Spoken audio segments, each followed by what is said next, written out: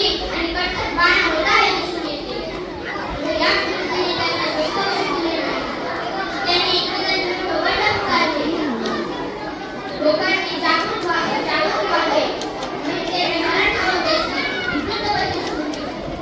लोकांनी एकत्र सुसंस्कृत व्हावे, त्यांच्यामध्ये देशप्रेमाची भावना निर्माण व्हावी म्हणून त्यांनी सार्वजनिक गणेशोत्सव घोषवण्याची उत्सव सुरू केले.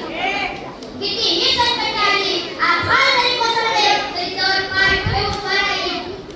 कोण कुठलाही प्रत्येक आपण सर्व एकत्र येऊन त्यावर तुटलो तर हिंदुत्व वाहून जाईल असे ते म्हणत.